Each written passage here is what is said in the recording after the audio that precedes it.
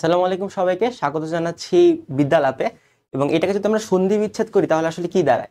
বিদ্যা যোগ আলাপ, মানে এই সংজ্ঞাটা তাহলে কিরকম হবে? যে এই বিদ্যায় আসলে বিজ্ঞানসম্মত বিদ্যা নিয়ে যেখানে আলোচনা করা হয়, তাই তো? এটা হচ্ছে আমাদের বিদ্যালাপ। তো আজকে হচ্ছে আমরা পড়াশোনা করব অণুজীব নিয়ে, এবং one of the most important chapters. এই চ্যাপ্টারটা থেকে আমাদের যেরকম এইচএসসি তে কোশ্চেন আসে, ঠিক সেম ভাবে এই চ্যাপ্টার থেকে যখন আমরা অ্যাডমিশনে যাবো, সেটা মেডিকেল অ্যাডমিশন হোক, ভার্সিটি অ্যাডমিশন হোক, সেখান থেকে প্রচন্ড পরিমাণে কোশ্চেন পাবো। তো বেসিক্যালি এই চ্যাপ্টার খুবই গুরুত্বপূর্ণ, দেখবেন আপনাদের কলেজে খুব গুরুত্ব দিয়ে পড়ানো হচ্ছে এই চ্যাপ্টারগুলো। তো আজকের এই চ্যাপ্টার নিয়ে ডিটেলসে আমরা আলোচনা করবো। তার আগে একটু পরিচয় পর্বে সারি। আমার নাম ফারাবি হাসান এবং আমি পড়াশোনা করছি মুগদা মেডিকেল কলেজের প্রথম বর্ষে।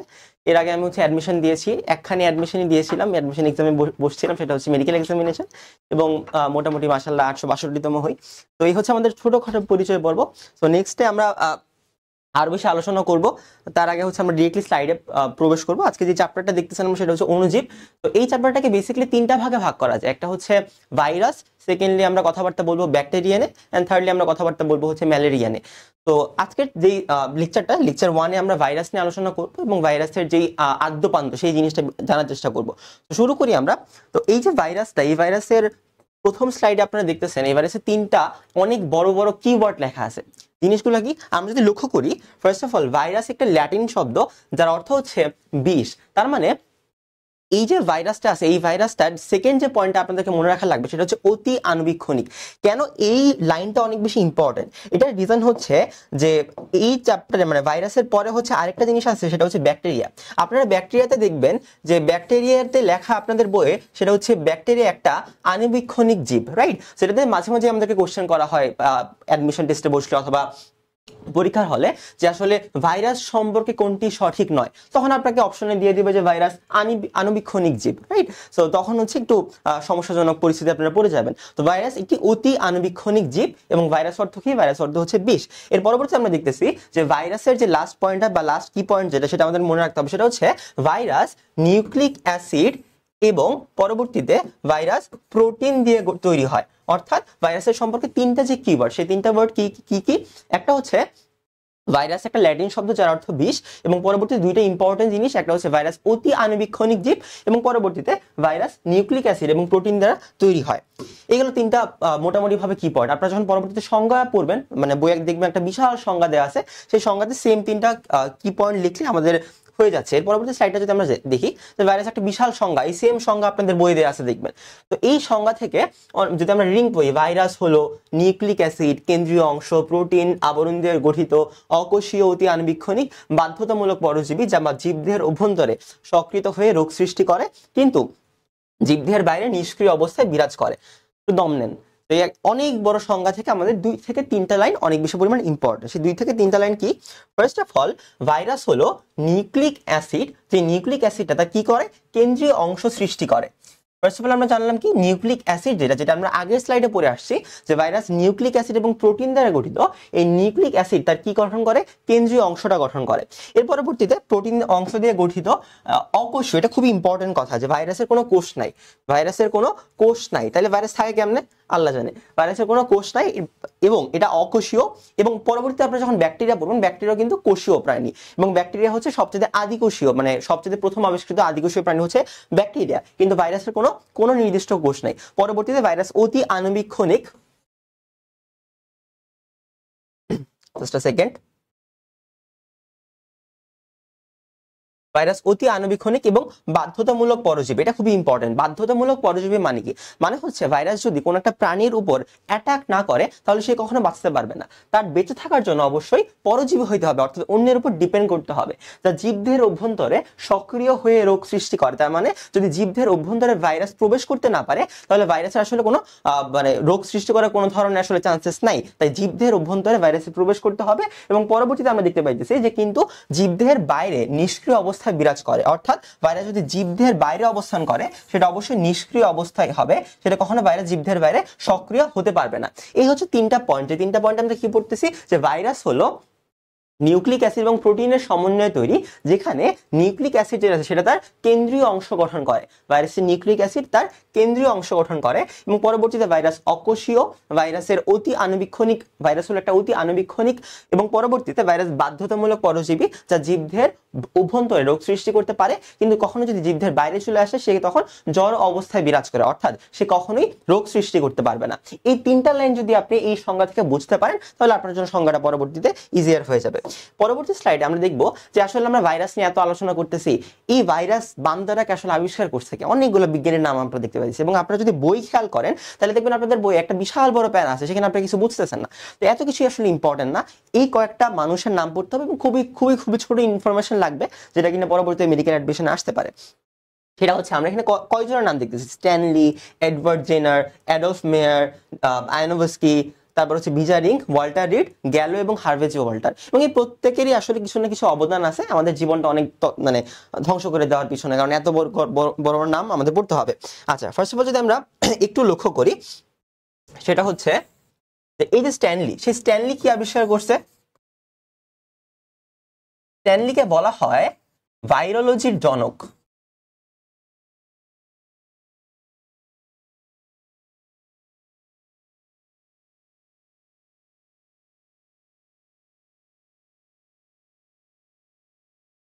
স্ট্যানলিকে কি বলা হয়? ভাইরোলজির জনক। এটা মাঝে মাঝেই আমাদের কোশ্চেনে দিয়ে দেয়, এবং ওই চ্যাপ্টার থেকে বা ওই পেজটা থেকে এই এমসিকিউটা খুবই গুরুত্বপূর্ণ, যে ভাইরোলজির জনক আসলে কাকে বলতেছি আমরা।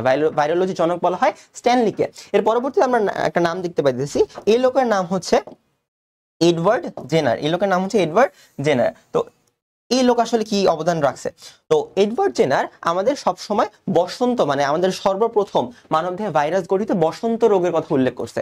এবং এডওয়ার্ড জেনারের সে কিন্তু ভাইরাস প্রথম আবিষ্কার করা নাই, সে সর্বপ্রথম ভাইরাস গঠিত যে বসন্ত জ্বর, সেই বসন্ত জ্বরের যে আবিষ্কারটা বা বসন্ত জ্বরের যে উল্লেখটা, সেই উল্লেখটা কি করছে আমাদের? উল্লেখ করছে হচ্ছে এডওয়ার্ড জেনার। তাহলে আমরা কি লিখবো এখানে? বসন্ত জ্বর। ঠিক আছে, বসন্ত জ্বর। এর পরবর্তীতে আমরা দেখতে পাচ্ছি যে অ্যাডলফ মেয়ারের নাম আছে। তো অ্যাডলফ মেয়ারের আসলে অবদান অনেক এই ভাইরোলজি বা ভাইরাসের ক্ষেত্রে। তবে অ্যাডলফ মেয়ার যে জিনিসটা প্রথম আবিষ্কার করছে সেটা হচ্ছে অ্যাডলফ মেয়ার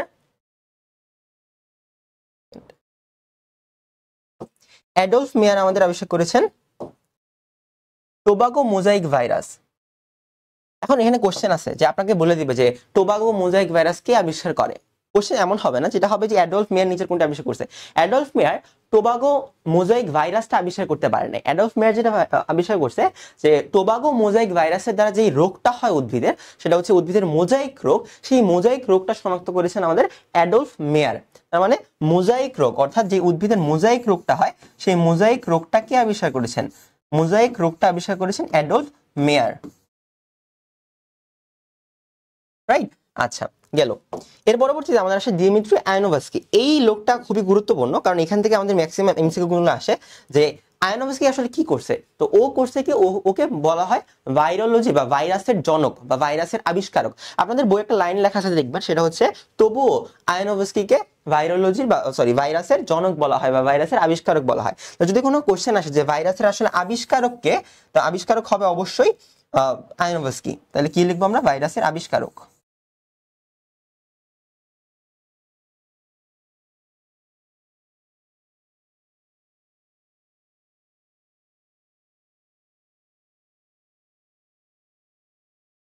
ঠিক আছে। তো ফার্স্ট অফ অল আমরা কি কি বললাম? ভাইরোলজির জনককে, ভাইরোলজির জনক হচ্ছে আমাদের স্ট্যানলি। তার পরবর্তীতে এডওয়ার্ড জেনার আসলে কি করছে? এডওয়ার্ড জেনার আসলে ভাইরাস ঘটিত যে বসন্ত জ্বর, এই বসন্ত জ্বরটা আবিষ্কার করেছেন। এরপরে অ্যাডলফ মেয়ার সে কি করছে? সে হচ্ছে যে মোজাইক রোগটা আছে উদ্ভিদের, এই মোজাইক রোগের কথা উল্লেখ করেছেন। এবং পরবর্তীতে আমরা দেখতে পাচ্ছি যে দিমিত্রি, সে হচ্ছে তাকে ভাইরাসের আবিষ্কারক বলা হয়। এরপরে হচ্ছে মার্টিনাস বিজারিং। মার্টিনাস বিজারিংকে বলা হয় ভাইরাসের নামকরণ দাতা, মানে ভাইরাসের যে নামকরণ করেছেন এই নামকরণের জন্য মার্টিনাস বিজারিং বিখ্যাত। তার মানে নামকরণ কে করছে? অবশ্যই সেটা হবে বিজারিং। ঠিক আছে, তাহলে মার্টিনাস বিজারিং অবশ্যই নামকরণ করেছেন। এর পরবর্তীতে আমরা তিনটা নাম দেখতে পাচ্ছি, এই তিনটা নাম খুবই গুরুত্বপূর্ণ। একটা হচ্ছে ওয়াল্টার রিড, তারপর হচ্ছে গ্যালো, তারপর হচ্ছে হার্ভে জে ওয়াল্টার। তো ওয়াল্টার রিড আসলে কি করছে? আমাদের দেহে একটা রোগ আছে, সেই রোগটার নাম হচ্ছে পিত জ্বর, বা এটাকে বলা হয় ইয়েলো ফিভার। পিত জ্বর বা ইয়েলো ফিভার, পিত জ্বর। জাস্ট আ সেকেন্ড।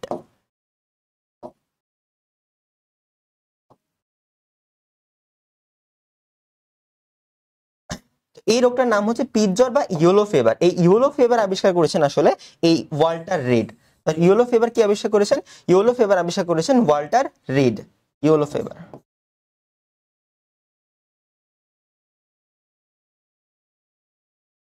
মানে পিত জ্বর। এর পরবর্তীতে আমরা দেখতে পাচ্ছি যে গেল। তো গেল হচ্ছে আমাদের দেহে অনেক মরণঘাতী যে ভাইরাসটা আছে সেটা হচ্ছে এইচআইভি। যে এইচআইভি থেকে আমাদের এইডস রোগ হয়, সেই এইচআইভি আবিষ্কার করেছেন আসলে গেল। এবং সেই সালটা মোটামুটি ভাবে ইম্পর্টেন্ট, আপনাদের বই দেওয়া আছে যে গেল আমাদের এইচআইভি রোগ আবিষ্কার করেছেন। এবং এইচআইভি আপনি জেনে থাকবেন যে আমাদের দেহে যতগুলা টি হেল্পার সেল আছে, অর্থাৎ যেই টি সেল বি সেল আমরা পড়ি, সেই টি হেল্পার সেলগুলোকে মেরে ফেলে এবং এটা খুবই মরণঘাতী রোগ। এটাকে কি আবিষ্কার করেছেন? এটা হচ্ছে আমাদের বা যে ভাইরাস আছে সেই ভাইরাসটাকে আবিষ্কার করেছেন আমাদের গেল। এর পরবর্তী যে নামটা আছে, জাস্ট আ সেকেন্ড, কি আবিষ্কার করেছেন? এইচআইভি। আচ্ছা, এর পরবর্তীতে আমাদের আসে হচ্ছে হার্ভে জে অল্টার। তো হার্ভে জে অল্টারের ভূমিকাটা কি? হার্ভে জে অল্টার আসলে আমাদের দেহের মধ্যে যে তুষের ঘাতক বলা হয় বা এটাকে বলা হয় নীরব ঘাতক হেপাটাইটিস সি। হেপাটাইটিস সি আবিষ্কার করেছে আসলে হার্ভে জে অল্টার। এটা এখান থেকে আসলে এই যে হার্ভে জে অল্টারের নামটা কেন ইম্পর্টেন্ট, কারণ হেপাটাইটিস সি আপনাদের এই চ্যাপ্টারটাতে অনেক সুন্দর মতো বা হচ্ছে এই হেপাটাইটিস সি এর অনেকগুলো নাম আছে এবং এটা খুবই ইম্পর্টেন্ট রোগ। এই চ্যাপ্টার থেকে যে important MCQ, hepatitis C virus আসলে কে আবিষ্কার করেছেন সেটা অবশ্যই কি হবে? হার্ভে জে অল্টার হবে। Harvey J Alter. তাহলে সে কি আবিষ্কার করেছে? সে আবিষ্কার করেছে hepatitis C. H A hepatitis C আবিষ্কার করেছেন। তাহলে হেপাটাইটিস সি আবিষ্কার কে করেছেন? Harvey J Alter. আচ্ছা, তাহলে এই যে 4-5টা জিনিস বা 4-5টা ইনফরমেশন, এই ইনফরমেশনগুলো জানলে মোটামুটি ভাবে আমাদের এই পেজটা কভার হয়ে যায়। তাহলে শুরুতে স্ট্যানলি আমাদের কি করেছেন? স্ট্যানলিকে বলা হয় ভাইরোলজির জনক। তাহলে ভাইরোলজির জনক কাকে বলা হয়? স্ট্যানলিকে বলা হয়। পরবর্তীতে এডওয়ার্ড জেনার কি করেছেন? বসন্ত যে জ্বরটা, সেই বসন্ত জ্বরটা আবিষ্কার করেছেন। এবং অ্যাডলফ মেয়ার কি করেছেন? যে আমাদের উদ্ভিদের যে মোজাইক রোগটা হয়, সেই উদ্ভিদের মোজাইক রোগটা আবিষ্কার করেছেন কে? অ্যাডলফ মেয়ার। তারপর হচ্ছে দিমিত্রি, সে কি করেছেন? সে হচ্ছে ভাইরাসের আবিষ্কারক বলা হয় বেসিক্যালি দিমিত্রিকে। এবং তারপরে বিজারিংকে নামকরণ করা হয়েছে বলে জানা যায়। পরবর্তীতে ওয়াল্টার রিড পিত জ্বর আবিষ্কার করে বা ইয়েলো ফিভার। গেল আবিষ্কার করেন এইচআইভি। আর হচ্ছে আমাদের হার্ভে জে অল্টার আবিষ্কার করেন হেপাটাইটিস সি। হেপাটাইটিস সি একটা ইম্পর্টেন্ট নাম আছে, সেটা হচ্ছে নীরব ঘাতক বা তুষের আগুন বলা হয় হেপাটাইটিস সি কে। তাহলে হেপাটাইটিস সি কি বলা হয়? তুষের আগুন অথবা নীরব ঘাতক। এই হচ্ছে আমাদের এই পেজটার পড়াশোনা। আচ্ছা, আমরা নেক্সটের দিকে মুভ করি। তো এইখানে এবারে এই যে কন্টেন্টটা মানে হচ্ছে এখানে ভাইরাসের কিছু জড় বৈশিষ্ট্য আছে আর ভাইরাসের পরবর্তী আমরা জীবীয় বৈশিষ্ট্য পড়বো। এটা সবসময় 2 নাম্বারে আসে। আমাদের সিকিউ যখন আমরা লিখবো তখন খ নাম্বারে আসতে পারে এবং অনেক ইম্পর্টেন্স দিলে কোশ্চেন যে করে সে হচ্ছে গ নাম্বার দিয়ে দিতে পারে। তো এখান থেকে তোমার সব জিনিসপত্রগুলো মুখস্থ করার দরকার নেই। কিছু সার্টেন ইনফরমেশন আছে যে ইনফরমেশনগুলো অনেক বেশি ইম্পর্টেন্ট, সেগুলো আমরা পড়াশোনা করবো এবং সেগুলো মুখস্থ করার চেষ্টা করবো যাতে পরবর্তীতে আমাদের খ নাম্বারে লিখতে সুবিধা হয়। তো চলো শুরু করি। ফার্স্ট অফ অল ভাইরাসের জড় রাসায়নিক বৈশিষ্ট্য আমরা এখানে কি দেখতে পাচ্ছি, যেটা কিনা আমরা আগের স্লাইডে পড়ছি যে ভাইরাস অবশ্যই কি হবে? ভাইরাস অবশ্যই অকোষীয় হবে এবং অতি আণুবীক্ষণিক হবে। ভাইরাস কি হবে? অকোষীয় হবে এবং অতি আণুবীক্ষণিক হবে। এবং যদি একটা কোষ বা একটা উদ্ভিদ বা একটা প্রাণীর যদি কোনো কোষ না থাকে বা একটা সাবস্টেন্সে কোনো কোষ না থাকে, তাহলে অবশ্যই তার কোষের যে মেইন উপাদানগুলো, সেই মেইন উপাদানগুলো কি? অবশ্যই সাইটোপ্লাজম, রাইট? সাইটোপ্লাজম, তারপরে হচ্ছে কোষ ঝিল্লি, তারপরে হচ্ছে কোষ প্রাচীর, এই জিনিসগুলো আসলে থাকবে না। মাইটোকন্ড্রিয়া, রাইবোজোম, এই সবগুলো আসলে থাকবে না, যেহেতু ভাইরাস একটা অকোষীয়। এর পরবর্তীতে আছে হচ্ছে আমাদের যে এদের নিজস্ব কোনো বিপাকীয় এনজাইম নাই এবং খাদ্য গ্রহণ করে না, ফলে পুষ্টি ক্রিয়াও নেই। যেহেতু ভাইরাস অকোষীয়, রাইট? তো ভাইরাসের কোনো বিপাকীয় এনজাইমও নাই এবং ভাইরাস যেহেতু জীবদেহের বাইরে অবস্থান করলে কোনো ধরনের প্রতিক্রিয়া দেখায় না, এই কারণে ভাইরাসের কোনো বিপাকীয় এনজাইম আসলে নাই। যেই বিপাকীয় এনজাইম না থাকার কারণে সে কখনো খাদ্য গ্রহণ করতে পারে না এবং ফলে পুষ্টি ক্রিয়া আসলে তার হয় না। এর পরবর্তীতে আসা হচ্ছে আমাদের ভাইরাস জীবকোষের সাহায্য ছাড়া স্বাধীনভাবে প্রজননক্ষম নয়। ভাইরাস জীবকোষের সাহায্য ছাড়া স্বাধীনভাবে প্রজননক্ষম নয়, অর্থাৎ ভাইরাসের যে বংশবৃদ্ধি, সেই বংশবৃদ্ধি কি কোনো জীবকে অ্যাটাক করা ছাড়া করতে পারবে না। কারণ ভাইরাস সক্রিয় হয় কখন? যখন কিনা সে একটা জীবদের অভ্যন্তরে যায়। যদি সে জীবদের অভ্যন্তরে না থাকে তাহলে সে কখনোই প্রজনন ক্ষমতা হতে পারবে, অর্থাৎ তার বংশবৃদ্ধি যে প্রক্রিয়া, সেই বংশবৃদ্ধি প্রক্রিয়াটাকে সে কখনো চালাতে পারবে না যদি সে জীবদেরকে অ্যাটাক না করে বা জীবদের অভ্যন্তরে প্রবেশ না করে। এবার পরবর্তীতে আসা হচ্ছে আমাদের ব্যাকটেরিয়া রোধক ফিল্টার ফিল্টারে ভাইরাস ফিল্টার যোগ্য নয়, ব্যাকটেরিয়া রোধক ফিল্টারে ভাইরাস ফিল্টার যোগ্য নয়, অর্থাৎ আপনি ভাইরাসকে কখনো ফিল্টার করতে পারবেন না। এই হচ্ছে আমাদের 3-4টা বৈশিষ্ট্য। এখান থেকে ইম্পর্টেন্ট বৈশিষ্ট্য কোনটা, এইটা ফার্স্ট যে বৈশিষ্ট্য সেটা খুবই ইম্পর্টেন্ট, যে ভাইরাস অকোষীয় এবং অতি আণুবীক্ষণিক জীব। আণুবীক্ষণিক না, আণুবীক্ষণিক সবসময় কি হবে, ব্যাকটেরিয়া হবে, ব্যাকটেরিয়া হবে আণুবীক্ষণিক এবং ভাইরাস হবে অতি আণুবীক্ষণিক এবং অকোষীয়। তারপর হচ্ছে এদের নিজস্ব কোনো বিপাকীয় এনজাইম নেই, পরবর্তীতে ভাইরাস সক্রিয় যে স্বাধীনভাবে অর্থাৎ পোষক দেহ ছাড়া ভাইরাস স্বাধীনভাবে প্রচলনক্ষম নয়। এই পার্টটা বা এই পয়েন্টটা আমাদের ইম্পর্টেন্ট। আচ্ছা, আমরা নেক্সটের দিকে মুভ করি। তারপরে 5 নম্বর আমরা বৈশিষ্ট্য দেখতে পাচ্ছি যে ভাইরাসকে কেলাসিত করা যায়। আচ্ছা, কেলাস কি, চিনির যে গুঁড়াগুলা যেগুলো নিচে জমা পড়ে বা হচ্ছে পরবর্তীতে এটাকে কেলাস আকারে প্রকাশ করা যেতে পারে। ভাইরাসকে আপনি কখনো কেলাসিত করতে পারবেন না, এবং ভাইরাসকে সেন্ট্রিফিউজ করা যায় না। আচ্ছা, সেন্ট্রিফিউগাল যন্ত্রটা কি? সেন্ট্রিফিউগাল যন্ত্র হচ্ছে এমন একটা যন্ত্র যেটা তুমি ঘুরাবেন এবং ঘুরালে সেই জিনিসটা আলাদা হয়। অর্থাৎ যদি রক্তকে আমরা সেন্ট্রিফিউগাল যন্ত্রের মাঝখানে দিই, তাহলে ওই রক্তকে যদি আমরা 300 বার সেন্ট্রিফিউগাল যন্ত্রের মাধ্যমে ঘুরাই, তাহলে রক্ত কণিকা এবং রক্ত রস দুটো আলাদা হয়ে যায়। তো ভাইরাসকে আপনি সেন্ট্রিফিউজও করতে পারবেন, এবং পরবর্তীতে ভাইরাসকে ব্যাপন করা যায়, পানির সাথে সাসপেনশন তৈরি করা যায়। সাসপেনশন কি? সাসপেনশন ছোটবেলায় ওষুধ খাইছি না আমরা, যে একটা গুঁড়া থাকে, তারপর সেটাকে পানিতে মিশে সাসপেনশন তৈরি করে সেটাকে খাওয়ানো হয়। তো এই যে সাসপেনশন, এটাকে বলা হয় সাসপেনশন, যে আপনি ভাইরাসকে গুঁড়া করে পানির সাথে সাসপেনশনও তৈরি করতে পারবেন। তো এটা হচ্ছে ভাইরাসের জড় রাসায়নিক বৈশিষ্ট্য এবং তলানীকরণ করা যায়। যদি আপনি সাসপেনশন করেন বা এটাকে দ্রবীভূত করেন, তাহলে ভাইরাস তলানী আকারে পাত্রের নিচে জমা পড়বে। আচ্ছা, এরপরে জীবকোষের বাইরে ভাইরাস রাসায়নিক কণার মতো নিষ্ক্রিয়। অর্থাৎ আমরা আগের স্লাইডগুলোতে কি দেখছি, যে ভাইরাস আসলে জীবকোষের বাইরে কোনোভাবে স্বাধীনভাবে প্রজননক্ষম হতে পারে না, ভাইরাস জীবকোষের ভাবে খাদ্য গ্রহণ করতে পারে না, ওর কারণ বিপাকীয় এনজাইম নাই, ওর কোনো পুষ্টিক্রিয়া হয় না। তার মানে আমরা যদি ভাইরাসকে লক্ষ্য করি, ভাইরাস কোনো জীবদেহকে বা কোনো পোষক দেহকে অ্যাটাক করার আগ পর্যন্ত সে কখনোই কোনোভাবে প্রতিক্রিয়া দেখায় না। তাই সে অবশ্যই জড় রাসায়নিক কণার মতো নিষ্ক্রিয় অবস্থান করবে, সে অবশ্যই নিষ্ক্রিয় থাকবে। সে কখন সক্রিয় হবে, যখন সে অন্য একটা জীবদেহকে অ্যাটাক করবে বা অন্য একটা জীবদেহের ভিতরে প্রবেশ করবে। 7 নাম্বারটা হচ্ছে ভাইরাসের দৈহিক বৃদ্ধি নেই এবং পরিবেশের উদ্দীপনা সাড়া দেয় না, প্রোটিন এবং নিউক্লিক অ্যাসিডের সমাহার মাত্র। এই পার্টটুকু আসলে খুব ইম্পর্টেন্ট, যে ভাইরাস প্রোটিন এবং নিউক্লিক অ্যাসিডের সমাহার মাত্র। আমরা কি বলছিলাম, যে নিউক্লিক অ্যাসিড দ্বারা ভাইরাসের কোন জিনিস গঠিত হয়? নিউক্লিক অ্যাসিড দ্বারা ভাইরাসের যে কেন্দ্রীয় অংশ, সেই কেন্দ্রীয় অংশটা গ্রহণ হয়, এবং তার যে আবরণ, সেই আবরণটা পরবর্তীতে প্রোটিন আবরণ দ্বারা গঠিত হয়। একটু পর আমরা সেটা পড়াশোনা করব। তাহলে আমরা ভাইরাসের জড় রাসায়নিক বৈশিষ্ট্য পড়লাম। এখান থেকে কোন কোন জিনিসগুলো ইম্পর্টেন্ট? এখান থেকে ইম্পর্টেন্ট হচ্ছে, আমরা আগের স্লাইডে যাই, এই যে অকোষীয় অতি আণুবীক্ষণিক, এই পার্টটা ইম্পর্টেন্ট। তারপরে ভাইরাস যদি আমরা জীবদের বাইরে অবস্থান করে, সে স্বাধীনভাবে প্রজননক্ষম হবে না, অর্থাৎ তার বংশবৃদ্ধি কখনোই হবে না। তাকে ব্যাকটেরিয়া রোধক ফিল্টার যোগ্য নয়, অর্থাৎ ফিল্টার যোগ্য নয়, কিন্তু আপনি অবশ্যই ব্যাপন করতে পারবেন, সেন্ট্রিফিউজ করতে পারবেন, পানির সাথে মিশে সাসপেনশনও তৈরি করতে পারবেন, মানে যা ইচ্ছা তাই করতে পারবেন। আচ্ছা, এর পরবর্তীতে হচ্ছে ভাইরাসের কোনো দৈহিক বৃদ্ধি নেই এবং পরিবেশের উদ্দীপনায় সাড়া দেয় না, এবং প্রোটিন এবং অ্যাসিডের সমাহারে ভাইরাস আসলে তৈরি হয়। এই হচ্ছে আমাদের ভাইরাসের জড় রাসায়নিক বৈশিষ্ট্য। আপনাকে খ নম্বরে বলতে পারি যে ভাইরাসের জড় রাসায়নিক বৈশিষ্ট্য এবং ভাইরাসের যে জীবীয় রাসায়নিক বৈশিষ্ট্য, এই দুইটার মাঝখানে আসলে পার্থক্য ব্যাখ্যা করো, তখন ছক করে ভাইরাসের জড় রাসায়নিক বৈশিষ্ট্য এবং জীবীয় রাসায়নিক বৈশিষ্ট্য আপনাকে লিখতে হবে। আচ্ছা, এরপরের স্লাইড আমরা চলে যাই। ভাইরাসের জড় রাসায়নিক বৈশিষ্ট্য আরো দুইটা পয়েন্ট আছে। একটা হচ্ছে ভাইরাস রাসায়নিকভাবে প্রোটিন নিউক্লিক অ্যাসিড দ্বারা গঠিত, যেটা আমরা অনেকবার পড়ছি এই পর্যন্ত, এবং পরবর্তীতে অ্যাসিড, ক্ষার, লবণ প্রতিরোধ সক্ষম, এবং এটি এবং অ্যান্টিবায়োটিক এদের দিয়ে কোনো প্রতিক্রিয়া সৃষ্টি করতে পারবে না। আচ্ছা, হোয়াট ইজ অ্যান্টিবায়োটিক? মানে আমরা যে কোনো কিছু হইলে বলি যে আচ্ছা জ্বর আসছে, আপনি অ্যান্টিবায়োটিক খান, তাই না? তারপর হচ্ছে অন্য কিছু হচ্ছে আপনি অ্যান্টিবায়োটিক খান। অ্যান্টিবায়োটিক আসলে কখন কাজ করবে? যখন আপনার দেহে ব্যাকটেরিয়া দ্বারা আক্রান্ত হবে, অর্থাৎ ব্যাকটেরিয়া দ্বারা আক্রান্ত কোনো একটা জ্বর সৃষ্টি হবে বা কিছু হবে, তখন আমরা অ্যান্টিবায়োটিক খাবো, অর্থাৎ যেটা ব্যাকটেরিয়ার যে ঝিল্লিটা আছে সেই ঝিল্লিটাকে ফুটা করে দেয়, এই কারণে আমরা অ্যান্টিবায়োটিক খাই, রাইট? কিন্তু অ্যান্টিবায়োটিক তার মানে ব্যাকটেরিয়ার উপর ইম্প্যাক্ট ঘটায়। কিন্তু যদি আমরা অ্যান্টিবায়োটিক ভাইরাসের মনে করেন আপনার পিঠ জ্বর হয়েছে, আপনি খাইছেন অ্যান্টিবায়োটিক, হবে না, কারণ অ্যান্টিবায়োটিক এদের দেহে অর্থাৎ ভাইরাসের দেহে কোনো রকম প্রতিক্রিয়া সৃষ্টি করতে পারবে না।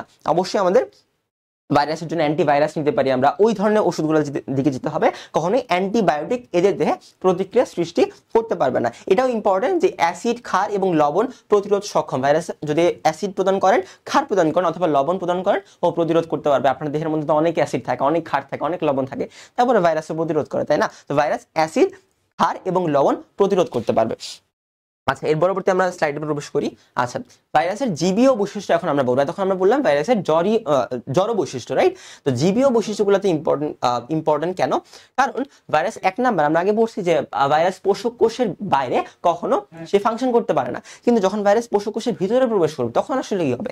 ভাইরাস কোষের অভ্যন্তরে ভাইরাসের সংখ্যা বৃদ্ধি করতে পারে, খুবই ইম্পর্টেন্ট কথা। অর্থাৎ যখন একটা পোষক দেহের ভিতরে ভাইরাস প্রবেশ করে তখন ভাইরাস সংখ্যা বৃদ্ধি করতে পারবে এবং ভাইরাসের যে বংশবৃদ্ধি সেই বংশবৃদ্ধি বজায় থাকবে। দ্বিতীয়ত, নতুন সৃষ্ট ভাইরাসে মাতৃভাইরাসের বৈশিষ্ট্য বজায় থাকে, অর্থাৎ একটি ভাইরাস তার অনুরূপ ভাইরাস সৃষ্টি করতে পারে। যখন ভাইরাস আপনার দেহে প্রবেশ করবে তখন ভাইরাস অবশ্যই কি করবে? সংখ্যা বৃদ্ধি করবে, এবং এই সংখ্যা বৃদ্ধি করার সময় ও ডিএনএ অনুলিপন করে, অর্থাৎ সে ডিএনএ রেপ্লিকেশন করে। যখন ও ডিএনএ রেপ্লিকেশন করে তখন কি হয়? তখন একটা ডিএনএ থেকে আরেকটা ডিএনএ তৈরি হচ্ছে। তো এই যে প্রক্রিয়াটা, এই প্রক্রিয়াটার মাধ্যমে ভাইরাস যে মাতৃ ভাইরাসটা, যে ভাইরাস থেকে অন্য একটা অপত্য ভাইরাস সৃষ্টি হচ্ছে, সেই অপত্য ভাইরাস বা সেই নতুন ভাইরাসের মাঝখানেও মাতৃ ভাইরাসের যে বৈশিষ্ট্যগুলা, সেই বৈশিষ্ট্যগুলা ভাইরাস অতিক্রম করতে পারবে বা বৈশিষ্ট্যগুলো চালিয়ে যেতে পারবে। তার মানে দেখেন, আমরা যখন বংশবৃদ্ধি করি তখন আমাদের বৈশিষ্ট্য আমাদের সন্তান সন্ততিতে বজায় থাকে। এই যে প্রক্রিয়া, এই প্রক্রিয়া শুধুমাত্র জীব করতে পারে। যেহেতু জীব করতে পারে, এই কারণে আমরা এটাকে জীবীয় বৈশিষ্ট্য বলছি, যে ভাইরাস আসলে বৈশিষ্ট্য বজায় থাকে এবং ভাইরাস আসলে বৈশিষ্ট্যের যে ক্রমান্বয়ে যে স্থানান্তর, সেই স্থানান্তরটা আসলে করতে পারে। এবং পরবর্তীতে ভাইরাসের দেহ জেনেটিক বস্তু ডিএনএ অথবা আরএনএ এবং প্রোটিন দিয়ে গঠিত হয়। ভাইরাসে কখনোই ডিএনএ অথবা আরএনএ দুইটা একসাথে কখনোই থাকবে না। ইদার ডিএনএ থাকবে অর আরএনএ থাকবে। এবং আরএনএ ভাইরাস আছে কিছু, সেগুলোকে আমরা আরএনএ ভাইরাস বলি, যাদের নিউক্লিক অ্যাসিড আরএনএ দ্বারা গঠিত হয়। যাদের ডিএনএ দ্বারা গঠিত তাদেরকে আমরা ডিএনএ ভাইরাস বলি। তো পরবর্তী স্লাইডে যাই। ভাইরাস সুনির্দিষ্টভাবে বাধ্যতামূলক পরজীবী। তার মানে ধরেন আপনার যে দেহে ভাইরাস আসছে হচ্ছে, সেই ভাইরাসটার নাম হচ্ছে ফর এক্সাম্পল মামস ভাইরাস। এখন মামস ভাইরাস কখনো আপনার শ্বাসনালীকে আক্রমণ করবে না। মামস ভাইরাসের কারণে আপনার শ্বাসনালী ক্ষতিগ্রস্ত হবে না। বা আপনাকে যদি বলা হয় যে আপনার যে ভাইরাস হচ্ছে সেটা হচ্ছে রাইনো ভাইরাস, রাইনো ভাইরাসের মাধ্যমে কি হয়? আমাদের শ্বাসনালীতে আক্রমণ করে বা আমাদের মিউকাস ঝিল্লিতে আক্রমণ করে, যার কারণে আপনার সর্দি কাশি সৃষ্টি হয়, হাঁচি কাশি সৃষ্টি হয়। তো যদি রাইনো ভাইরাস আপনাকে কখনোই আপনার ফুসফুসকে ধ্বংস করে ফেলবে না। তার মানে ভাইরাস সুনির্দিষ্টভাবে বাধ্যতামূলক পরজীবী। ভাইরাস অবশ্যই একটা নির্দিষ্ট অঙ্গে বা একটা নির্দিষ্ট স্থানে আক্রমণ করবে এবং সেখানেই বংশবৃদ্ধি করবে। আপনি যদি একটা রাইনো ভাইরাস নিয়ে আপনি আপনার হাতের মধ্যে প্রবেশ করেন, আপনার কিছু হবে না, কারণ তার ওইখানে সে ফাংশন করতে পারবে না। সে কখন ফাংশন করবে? যখন আপনার নাকের মিউকাস ঝিল্লিতে প্রবেশ করবে। তো এইভাবে আমাদের ভাইরাস সুনির্দিষ্ট বাধ্যতামূলক পরজীবী হয়, কারণ ভাইরাস অনির্দিষ্ট কোনো জায়গায় আক্রমণ করে না। স্ট্যান্ডার্ড হাই আর কি। আচ্ছা, এর পরবর্তীতে ভাইরাস পরিব্যক্তি মিউটেশন ঘটাতে পারে এবং প্রকরণ সৃষ্টি করতে পারে। এটা ইম্পর্টেন্ট যে ভাইরাস পরিব্যক্তি সৃষ্টি করতে পারে, মিউটেশন ঘটাতে পারে। আমাদের যখন ডিএনএ রিপ্লিকেশন ঘটে তখন এই ভাইরাসের মিউটেশনটা ঘটে এবং প্রকরণ তৈরি করতে পারে বা ভ্যারিয়েশন তৈরি করতে পারে। অর্থাৎ ভাইরাসের যদি প্রকরণ তৈরি করতে না পারতো তাহলে আসলে ভাইরাস সাস্টেইন করতে পারতো না, পরিবেশের সাথে খাপ খাওয়াতে পারতো না। সেই জন্য ভাইরাসের যখন ডিএনএ রেপ্লিকেশন হয় তখন আসলে ভাইরাসের মাঝখানে নানা ধরনের প্রকরণ বা ভ্যারিয়েশন সৃষ্টি হয়, নতুন বৈশিষ্ট্যের আবির্ভাব ঘটে। এই নতুন বৈশিষ্ট্যগুলো ভাইরাসকে সাস্টেইন করতে অনেক বেশি পরিমাণে হেল্প করে। এর পরবর্তীতে ভাইরাসের অভিযোজন ক্ষমতা, যে আমরা বললাম যে ভাইরাস ভ্যারিয়েশন সৃষ্টি করতে পারে। যখনই ভ্যারিয়েশন ভাইরাস সৃষ্টি করতে পারবে তখনই সে অভিযোজন করতে পারবে, কারণ অভিযোজন করার জন্য আপনাকে প্রতিনিয়ত আপনার নতুন বৈশিষ্ট্যের আবির্ভাব হইতে হবে, প্রতিনিয়ত আপনাকে নতুন পরিবেশের সাথে মানায় নিতে হবে। তো এই কারণে ভাইরাস অভিযোজন ক্ষমতা রয়েছে। ভাইরাস নতুন পরিবেশের সাথে অভিযোজন করতে পারে, যেটা কখনো একটা জড় পদার্থ করতে পারবে না। আপনি জড় পদার্থকে রেখে দেন, সে 10 বছর আগেও যেরকম থাকবে 10 বছর পরেও যেরকম থাকবে। সুতরাং এটা এই কারণে জীবীয় বৈশিষ্ট্য, কারণ এটা জীবের বৈশিষ্ট্য, জীব অভিযোজন করতে পারে। এর পরবর্তী আমরা দেখতে পাচ্ছি যে এদের জিনগত পুনর্বিন্যাস বা জেনেটিক রিকম্বিনেশন ঘটতে পারে। অর্থাৎ এই যে মিউটেশন ঘটে, ভেরিয়েশন ঘটে, ডিএনএ এক্সচেঞ্জ ঘটে, তখন আসলে ভাইরাস জিনগত পুনর্বিন্যাস বা জেনেটিক রিকম্বিনেশনও ভাইরাসের মাঝখানে ঘটতে দেখা যায়। আচ্ছা, এর পরবর্তীতে আচ্ছা, এই হচ্ছে আমাদের ভাইরাসের জীবীয় এবং জড় বৈশিষ্ট্য। যে জীবীয় এবং জড় বৈশিষ্ট্যগুলোর মাঝখানে আমরা হচ্ছে পার্থক্য করে লিখতে পারি, অথবা আমাদের 2 নম্বরে আসতে পারে যে ভাইরাসের জড় বৈশিষ্ট্য এবং জীবীয় বৈশিষ্ট্যগুলো আসলে ব্যাখ্যা করো। আচ্ছা, যদি আমরা একটু বইয়ের দিকে যাই, আমাদের বই আসলে কি কি আছে।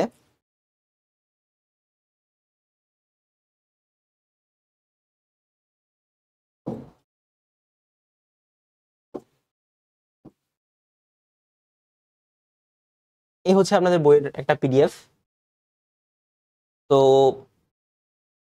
এই চ্যাপ্টার থেকে আমরা একটু পড়াশোনা করি যে ভাইরাসের রাসায়নিক বৈশিষ্ট্য, জড় রাসায়নিক বৈশিষ্ট্য, এখানে মোটামুটি ভাবে 9টা রাসায়নিক বৈশিষ্ট্য আছে এবং পরবর্তীতে ভাইরাসের জীবীয় রাসায়নিক বৈশিষ্ট্য। এই বৈশিষ্ট্যগুলো আপনারা যদি ছক করে লিখতে পারেন তাহলে সেক্ষেত্রে আপনাদের জন্য বেটার হবে। এবং এখানে দেখেন একটা কথা লেখা আছে, আমরা যদি একটু হাইলাইট করি, জাস্ট জুম করে নিই।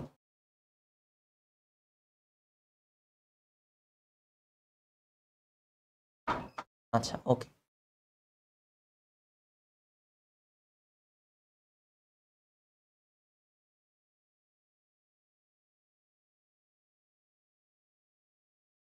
আচ্ছা আচ্ছা আচ্ছা আচ্ছা ঠিক আছে, সমস্যা নেই আচ্ছা সমস্যা নেই, আল্লাহ হাফিজ ভাই। আচ্ছা থ্যাংক ইউ ভাই।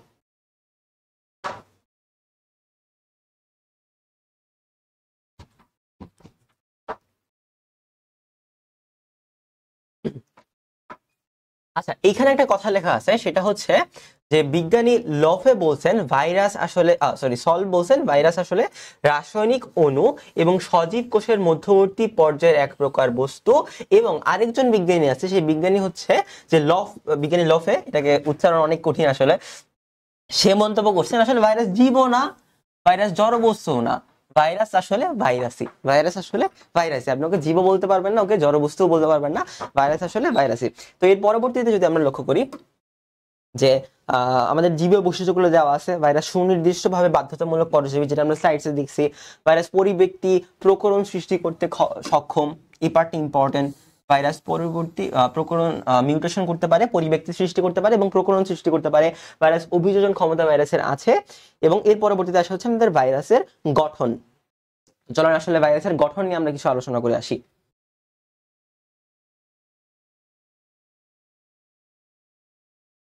আচ্ছা এই হচ্ছে আমাদের ভাইরাসের গঠন। এখন প্রবেশ করব। ভাইরাস স্যার আসলে স্ট্যান্ডার্ড বেশি, কারণ আমরা বললাম যে ও সুনির্দিষ্টভাবে আক্রমণ করে, ও যেখানে সেখানে আক্রমণ করে না, তার স্ট্যান্ডার্ডটা একটু হাই। ওই জন্য আমরা স্যার বলে মন্তব্য করলাম যে ভাইরাস স্যারের ভৌত গঠন, একটা হচ্ছে ভাইরাস স্যারের রাসায়নিক গঠন। চলে আসলে আমরা ভাইরাসের গঠন সম্পর্কে জানি। এর আগে আমাদের একটা চিত্র আঁকাইতে হবে। চিত্রটা কিসের? ফর এক্সাম্পল ধরেন এটা হচ্ছে ভাইরাসের,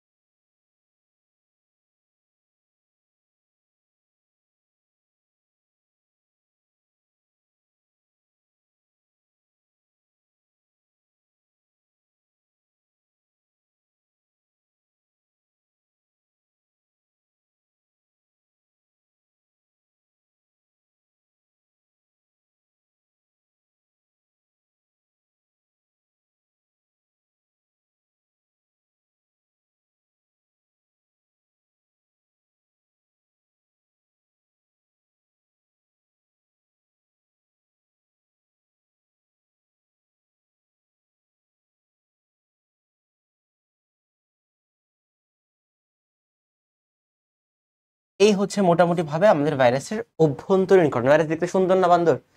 কিছুই না, ভাইরাস ভাইরাসই, ভাইরাস আসলে ভাইরাসই। তো দেখেন এই যে গঠনটা, এই গঠনটার মাঝখানে আমরা দেখতে পাচ্ছি ওর বাইরে একটা এনভেলপ আছে এবং ওর ভিতরে কিছু দ্বারা বর্ডার করা, এবং ওর ভিতরে হচ্ছে মেইন ওর যে নিউক্লিক অ্যাসিড বা রাসায়নিক জিনিসপত্রগুলো। তাহলে আমরা যদি এটাকে একটু চিহ্নিত করি যে এখানে আসলে কোন কোন জিনিসগুলো অবস্থান করতেছে, তাহলে আমরা দেখব ফার্স্ট অফ অল এইটা হচ্ছে ভাইরাসের, এটা হচ্ছে ভাইরাসের নিউক্লিক অ্যাসিড।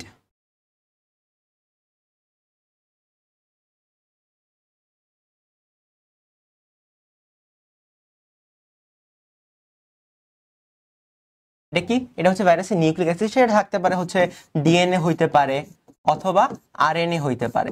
কি হইতে পারে? ডিএনএ হইতে পারে অথবা আরএনএ হইতে পারে। এই নিউক্লিক অ্যাসিডটাকে প্রাইমারিলি বেষ্টন করে আছে হচ্ছে আমাদের একটা পর্দা, যে পর্দাটা বেসিক্যালি কি দ্বারা গঠিত হবে? প্রোটিন দ্বারা গঠিত হবে। নিউক্লিক অ্যাসিড এবং প্রোটিন দ্বারা ভাইরাস গঠিত হয়, আমরা আগে পড়ছিলাম। তাহলে এই পর্দাটাকে আমরা বলতেছি, এটাকে আমরা বলছি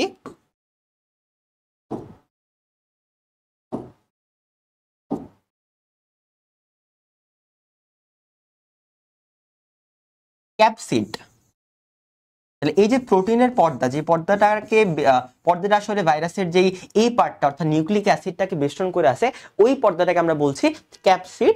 এবং পরবর্তীতে এই যে এখানে এই যে ক্যাপসিডের প্রত্যেকটা ধাপ, এইটা একটা ধাপ, তারপরে এই একটা পার্ট, এই একটা পার্ট, অর্থাৎ এখানে অনেকগুলা পার্ট একসাথে জোড়া লেগে আসলে ক্যাপসিডটা গঠন করা হয়েছে। তো এই অনেকগুলা পার্টকে আমরা বলি, বা একককে, বা ক্যাপসিডের যে একক আছে একটা ক্যাপসিড, এই এককটাকে আমরা বলি ক্যাপসোমিয়ার। তার মানে ক্যাপসোমিয়ার একসাথে যুক্ত হয়ে ক্যাপসিড গঠন করে, যেটা প্রোটিন দ্বারা গঠিত হয় এবং যেটা ভাইরাসের যে নিউক্লিক অ্যাসিড সেটাকে বেষ্টন করে রাখছে। আচ্ছা, এর পরবর্তীতে আমাদের আরেকটা জিনিস আসে, সেটা হচ্ছে এই যে এই জিনিসটা। আচ্ছা, এই জিনিসটার নাম কি? এই জিনিসটা হচ্ছে প্রাইমারিলি আমরা বলছি, জাস্ট আ সেকেন্ড, এটাকে আমরা বলছি এনভেলপ।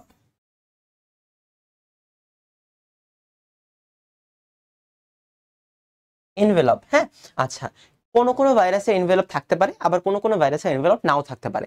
যদি আমরা ভাইরাসের যে এনভেলপটা থাকে, সেই ভাইরাসের যদি এনভেলপ বিদ্যমান থাকে, তাহলে সেই এনভেলপটার ওলা ভাইরাসটাকে আমরা বলি এনভেলপ ভাইরাস। যদি না থাকে সেটাকে আমরা বলি নগ্ন ভাইরাস, ঠিক আছে। আচ্ছা, ঠিক আছে। এর পরবর্তীতে হচ্ছে আমাদের এই এনভেলপটার উপরে অনেকগুলা কাটার মতো অংশ আছে, রাইট? এগুলোকে আমরা বলছি স্পাইক।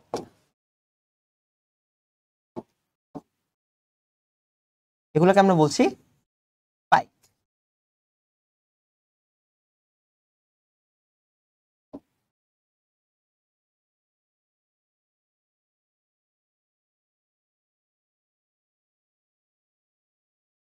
স্পাইকের বাংলা কি? কাটা।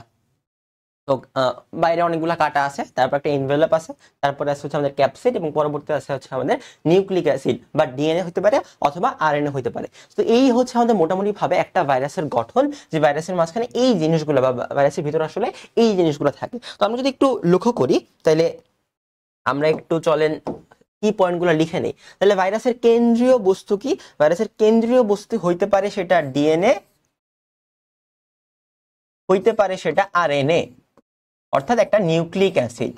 এবং একটু লক্ষ্য করে দেখেন, আমাদের দেহে যে নিউক্লিক অ্যাসিডটা থাকে বা আমাদের যে দেহে যে ডিএনএটা থাকে, সেই ডিএনএ কি পলিহেড্রিক, রাইট? সেই ডিএনএটা অনেক লম্বা থাকে, সূত্রাকার ডিএনএ থাকে। তো এই ডিএনএটা কি সূত্রাকার? এই ডিএনএ কিন্তু সূত্রাকার না। এই ডিএনএ কেমন? হয়তো একটা গোলীয় ডিএনএ, অনেক প্যাচালো অবস্থায় আছে। আমরা পড়ছিলাম যে আগের চ্যাপ্টারে যে আদিকোষের ক্ষেত্রে এরকম একটা গোলীয় ডিএনএ থাকে, যে ডিএনএটা গোল করে থাকে। এই ডিএনএ অঞ্চলটাকে আমরা আদিকোষের ব্যাকটেরিয়ার ক্ষেত্রে বা আদিকোষের ক্ষেত্রে বলতাম, বা যে কোষের মধ্যে প্রকৃত কোষ না, সেই কোষগুলোকে আমরা বলতাম, সেগুলোকে বলতাম নিউক্লিয়েট, রাইট? নিউক্লিওয়েড অঞ্চল। তো এই যে নিউক্লিওয়েড অঞ্চল, সেই নিউক্লিওয়েড অঞ্চলের মধ্যে কিন্তু এই জিনিসটা দেখতে, এই জিনিসটা কখনো সূত্রাকার না। তাহলে এই ভাইরাসের যে নিউক্লিক অ্যাসিডটা হবে সেটা কেমন হবে? সেটা হবে, সেই জিনিসটাকে আমরা মাঝে মাঝে বলি নিউক্লিওয়েড।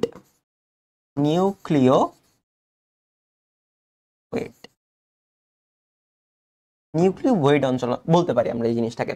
আচ্ছা, এর পরবর্তীতে হচ্ছে আমাদের আসে ক্যাপসিড। এখন এই ক্যাপসিডের কিছু স্পেসিফিক কাজ আছে। ক্যাপসিডের কি আছে? কিছু স্পেসিফিক কাজ আছে। আচ্ছা, ক্যাপসিডের এক নাম্বার কাজ হচ্ছে, ক্যাপসিডের এক নাম্বার কাজ কি? ক্যাপসিডের এক নাম্বার কাজ হচ্ছে, আমরা প্রাইমারি যে কাজটা পড়ছিলাম, যে ক্যাপসিড আমাদের যে ডিএনএ বা আরএনএ আছে সেটাকে প্রোটেক্ট করবে, অর্থাৎ ডিএনএ অথবা আরএনএ কে প্রোটেক্ট করা, রাইট? আচ্ছা, দুই নাম্বার কাজ কি? দুই নাম্বার কাজ হচ্ছে এটা অ্যান্টিজেন হিসাবে কাজ করে। অ্যান্টিজেন হিসাবে কি কাজ করে? ক্যাপসিড কাজ করে। এটা এমসিকিউ এর জন্য খুবই গুরুত্বপূর্ণ, যে ভাইরাসের ক্ষেত্রে অ্যান্টিজেন হিসাবে কোন জিনিসটা কাজ করে? অ্যান্টিজেন হিসাবে কাজ করে ওর ক্যাপসিড।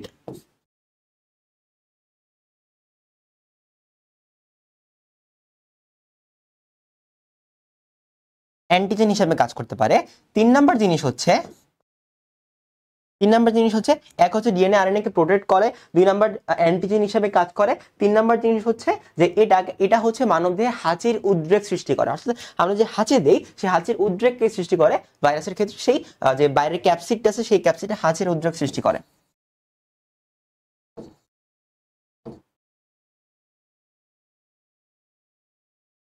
আচ্ছা, এরপরে আরেকটা কাজ আছে এনভেলপের, বা হচ্ছে আমাদের যে ক্যাপসিডের, সেই ক্যাপসিডের আরেকটা কাজ হচ্ছে, দেখেন আমরা ভাইরাসটাকে একটা আকারে দেখতে পাচ্ছি, রাইট? যদি এই ক্যাপসিডটা উল্টাপাল্টা আকার হইতো, ফর এক্সাম্পল ধরেন এই ক্যাপসিডটা অন্যদিকে হইলো, বা হচ্ছে অনেক বেশি পরিমাণের গলীয় হইলো অথবা চারকোনা হইলো, তো তার মানে কি ভাইরাসের আকারটাও চেঞ্জ হয়ে যেত। তার মানে এই ক্যাপসিডটা ভাইরাসের আকারটাকে শনাক্ত করছে, রাইট, বা ভাইরাসের আকার দিচ্ছে বা আকার আকৃতি প্রদান করছে, আকার আকৃতি প্রদান করা।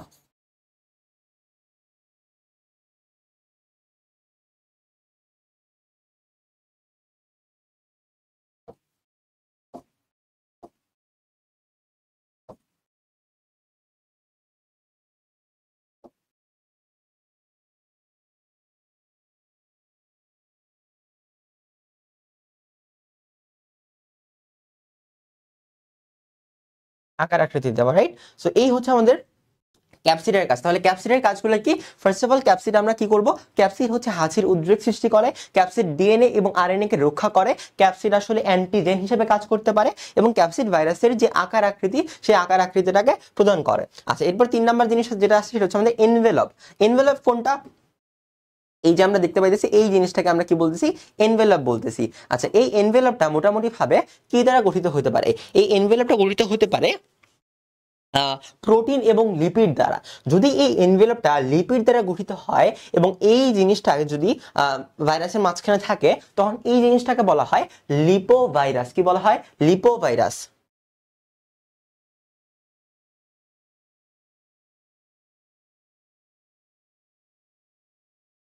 লিপোভাইরাস বলা হয়।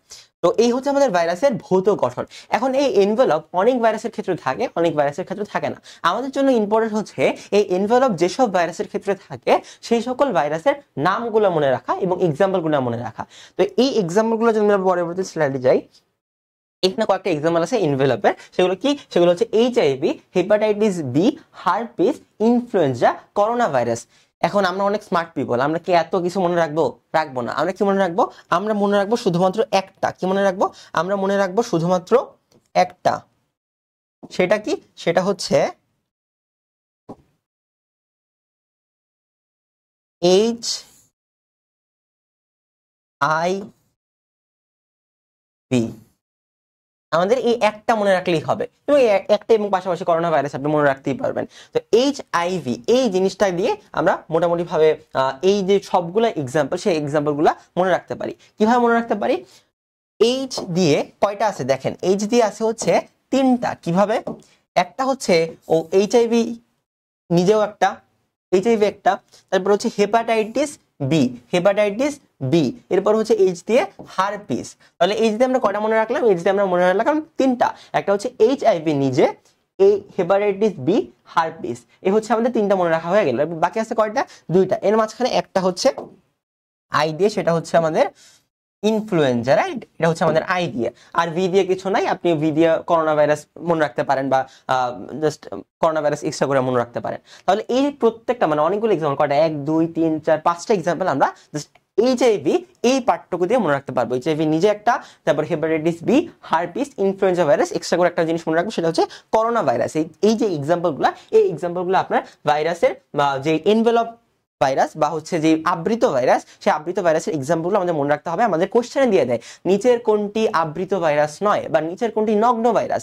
অর্থাৎ নগ্ন ভাইরাস মানে কি? যার এনভেলপ নাই বা যার আবরণটা নাই বাইরে। কাদের আবরণ নেই? আপনাকে হয়তো বা দিবে এইচআইভি, বাকি রাইনো ভাইরাস দিল, প্যাপিলোমা ভাইরাস দিল, 4টা অপশন, 4টা ডিফারেন্ট কিছু দিয়ে দিল, বললো যে কোনটি নগ্ন ভাইরাস নয়। তখন আপনি কি বলবেন? যেটা এনভেলপ আছে সেটা নগ্ন ভাইরাস না, তো সেটা কোনটা? সেটা হচ্ছে আমাদের এইচআইভি। তো এই পার্টটুকু বা এই এক্সাম্পলগুলো আমাদের মাঝখানে মনে রাখতে হবে, সেটা হচ্ছে আমরা এইচআইভি দিয়ে মনে রাখতে পারি। এর পরবর্তীতে হচ্ছে আমাদের সেকেন্ড,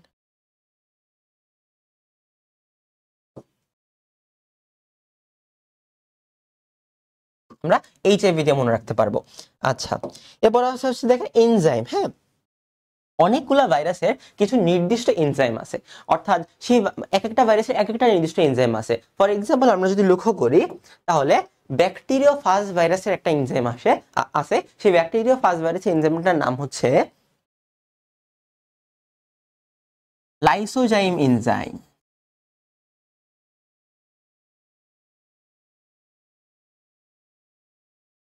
আপনাকে প্রশ্ন করবে যে লাইসোজাইম এনজাইম কোন ভাইরাসের মাঝখানে বিদ্যমান?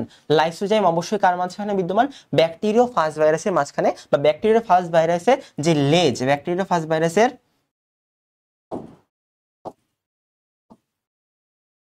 ব্যাকটেরিওফাজ ভাইরাসের যে লেজে সেই লেজে আমরা এই যে লাইসোজাইম এনজাইমটা, সেই লাইসোজাইম এনজাইমটা আমরা এই ব্যাকটেরিয়া যে ফাজ ভাইরাসটা আছে সেই ফাজ ভাইরাসের যে পুচ্ছ বা লেজ, সেই পুচ্ছ বা লেজের মাঝখানে আমরা এই লাইসোজাইম ভাইরাসটা পাবো। এই হচ্ছে আমাদের লাইসোজাইম এনজাইমটা পাবো। তাহলে লাইসোজাইম এনজাইম কার কাছে পাওয়া যায়? লাইসোজাইম এনজাইম অবশ্যই ব্যাকটেরিওফাজ ভাইরাসের যে লেজ, সেই লেজে বিদ্যমান। এর পরবর্তীতে হচ্ছে আমাদের ইনফ্লুয়েঞ্জা ভাইরাস। এখানে আমাদের আপনাদের তিনটা এক্সাম্পল আছে, একটা হচ্ছে ব্যাকটেরিওফাজ ভাইরাস, একটা হচ্ছে ইনফ্লুয়েঞ্জা, আর একটা হচ্ছে এইচআইভি ভাইরাস, রাইট? তো এই তিনটে এক্সাম্পল আপনাদের বইয়ে আছে, এই তিনটে এক্সাম্পল আমাদের পড়লেই হবে। তাই ইনফ্লুয়েঞ্জা ভাইরাসের আসলে এনজাইম কোনটা থাকে? ইনফ্লুয়েঞ্জা ভাইরাসের যে এনজাইমটা থাকে সেই এনজাইমটার নাম হচ্ছে নিউরামিনিডেস এনজাইম। নিউরামিনেডেস। তাহলে ব্যাকটেরিয়া ফাজ ভাইরাসের যে এনজাইমটা, সেই এনজাইমটার নাম কি? Neuraminidase enzyme. উচ্চারণ করতে মাঝখানে মাঝখানে আমারই দাঁত ভেঙে যেতেছে, তো আপনারা ভাঙতে পারে শুরুর দিকে, বাট আস্তে আস্তে অভ্যস্ত হয়ে যাবেন। তো এই যে এনজাইমটা কোথায় থাকবে? এই এনজাইমটা অবশ্যই ইনফ্লুয়েঞ্জা ভাইরাসের মাঝখানে থাকবে। এই এনজাইমটা ইনফ্লুয়েঞ্জা ভাইরাসের মাঝখানে থাকবে। পরবর্তীতে হচ্ছে আমাদের আছে এইচআইভি ভাইরাস। আচ্ছা, এইচআইভি ভাইরাসে কোন এনজাইমটা থাকে? এইচআইভি ভাইরাস মনে রাখবেন কি করতে পারে? এইচআইভি ভাইরাসকে বলা হয় রিট্রোভাইরাস। কেন রিট্রোভাইরাস বলতে পারে? আমরা সবসময় দেখছি ডিএনএ থেকে, আগের চ্যাপ্টারে যখন আমরা কোষের গঠন পড়ছি, আমরা দেখছি ডিএনএ থেকে আরএনএ তৈরি করা যায়। কিভাবে? সেটা ট্রান্সক্রিপশন পদ্ধতিতে ডিএনএ থেকে এমআরএনএ তৈরি হয়। আচ্ছা, এটাকে আমরা কি বলছি? এটাকে আমরা বলছি ট্রান্সক্রিপশন ভাইরাস, রাইট? বা ট্রান্সক্রিপশন বলছি। কিন্তু যদি এটা উল্টাটা হয়, ধরেন আরএনএ থেকে ডিএনএ হলো, যখন এটা আরএনএ থেকে ডিএনএ হবে, তখন এই পদ্ধতিটিকে আমরা বলবো রিভার্স ট্রান্সক্রিপশন। এবং যে এনজাইমটা এই রিভার্স ট্রান্সক্রিপশন করতে হেল্প করে সেটা হচ্ছে রেট্রো বা রিভার্স ট্রান্সক্রিপ্টেজ ভাইরাস। যেহেতু এই কাজটা আমাদের এইচআইভি ভাইরাস করতে পারে, এই কারণে এইচআইভি ভাইরাসের একটা নাম আছে। এই এইচআইভি ভাইরাসের আরেকটা নাম হচ্ছে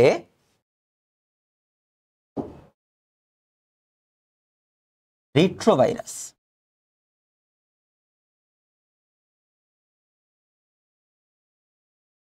এইচআইভি ভাইরাসের একটা নাম কি? এইচআইভি ভাইরাসের একটা নাম হচ্ছে রিট্রোভাইরাস। হ্যাঁ, আচ্ছা, ডান।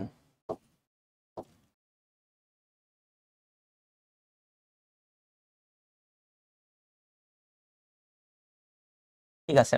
আচ্ছা, এই রিট্রোভাইরাস কেন আমরা বলছি? কারণ সে রিভার্স ট্রান্সক্রিপশন করতে পারে। এই কারণে যে এনজাইমটা এই এইচআইভির মাঝখানে থাকে, সেই এনজাইমটার নাম কি? সেই এনজাইমটার নাম হচ্ছে রিভার্স ট্রান্সক্রিপ্টেজ এনজাইম। রিভার্স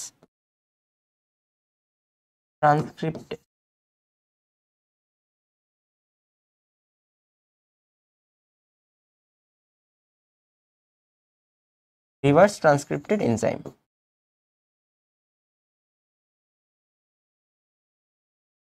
এই এনজাইমটা কার মাঝখানে থাকবে? এই এনজাইমটা এই রিট্রোভাইরাস বা এইচআইভির মাঝখানে থাকবে। তাহলে আমরা তিনটা এনজাইমের কথা শুনছি। একটা হচ্ছে আমাদের প্রথমত পড়লাম আমরা ব্যাকটেরিওফাজ ভাইরাস। তো ব্যাকটেরিওফাজ ভাইরাসের মাঝখানে কোন এনজাইমটা ছিল?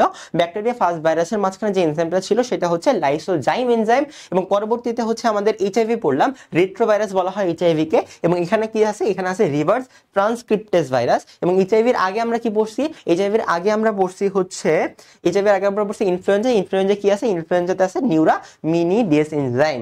এই হচ্ছে আমাদের এনজাইমের পড়াশোনা। এবারের যে নেক্সট স্লাইডে প্রবেশ করার আগে আমরা চলুন বইয়ে যাই, আসলে বইয়ে কি কি জিনিস লেখা আছে। এই যে, তো এটা হচ্ছে মোটামুটিভাবে ভাইরাসের ভৌত গঠন। তো এই ভাইরাসের ভৌত গঠনটার মাঝখানে এখান থেকে কিছু জিনিস ইম্পর্টেন্ট আছে। সেটা হচ্ছে এই কন্ট্যাক্টগুলোকে স্পাইন বলে। এবং পরবর্তীতে আপনারা দেখতে পাচ্ছেন এখানে নিউক্লিয়েড অঞ্চলকে নিউক্লিওয়েড তুল্য বলা যেতে পারে। ক্যাপসিড কতগুলো সাব ইউনিট নিয়ে গঠিত, সাব ইউনিটগুলোকে বলা হয় ক্যাপসোমিয়ার। এবং পরবর্তী আমরা এনভেলপ পড়লাম, এনভেলপ থাকতেও পারে অথবা নাও থাকতে পারে। এবং নিউক্লিক অ্যাসিড যেটা পড়লাম সেটা হয়তোবা একই সাথে ডিএনএ এবং আরএনএ অবস্থান করতে পারে, কিন্তু ভাইরাসে একটা অবস্থান করবে। সাধারণত জীবদেহে একই সাথে ডিএনএ এবং আরএনএ আমাদের জীবদেহে অবস্থান করে, কিন্তু অধিকাংশ উদ্ভিদ ভাইরাসে আরএনএ থাকে এবং অধিকাংশ প্রাণী ভাইরাসে কি থাকে?